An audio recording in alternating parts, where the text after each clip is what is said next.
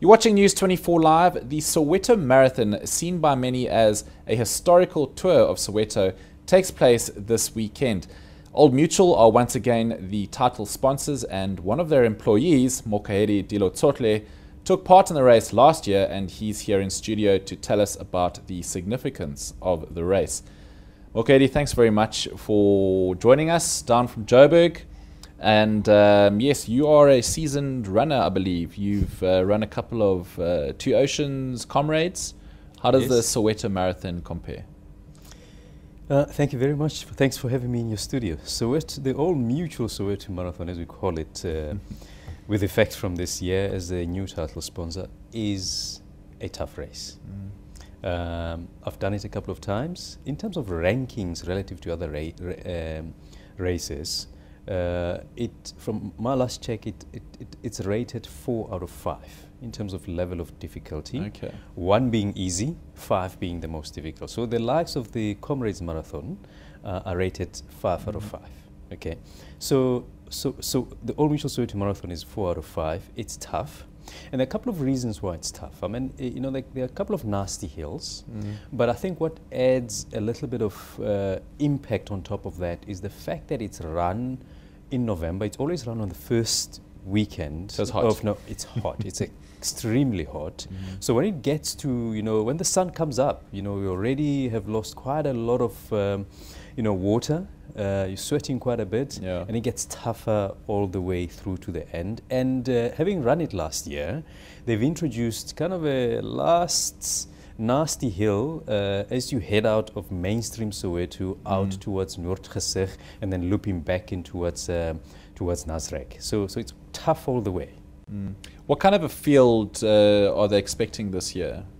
I mean, we haven't looked at as such the final kind of top runner list, but we're expecting, you know, that the main top runners will be there. In terms of field size, we're expecting just under 20,000. They're doing the last tallies now because you know, not all the entries have come through, the manual entries in particular. So at last check, it was sitting at around 19,000 people. Now, is that across the 42 kilometer, 21, 10K distances, or is that correct? Just it's across all distances. Okay. Yes. Yeah. Now the race, as I mentioned in my intro, it's seen as a historical tour of Soweto. You run through a lot of heritage sites. You know, the likes of Vilakazi Street, where you've got 2 Nobel Peace Prize winners. Chris Hani Baragwanath Hospital, the Hector Peterson Memorial. It's some really significant landmarks on this route. Absolutely, Nick. Absolutely. You know, we often say that, you know, not many South Africans have experienced Soweto.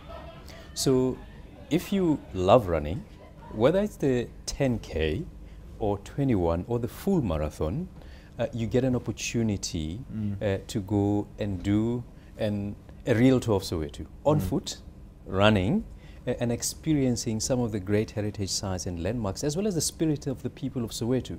So you've mentioned a couple of them, but where else in the world are you going to be running through a street like Vilakazi Street, which once housed you know, Nelson Mandela and Desmond Tutu? You will never find that anywhere in the world. In fact, having run this marathon a couple of times myself, you know, I've ran, you know, next to people from other countries in the world, people from America and so forth, who actually just want to experience, you know, the township of Soweto. So it's a brilliant race. You know, there's also the Regina Mundi Church, which is also one of the landmarks in that race, which was historically very active during the struggle years. It was used as a place where people used to gather and, you know, and really lift their spirits up in their fight against apartheid.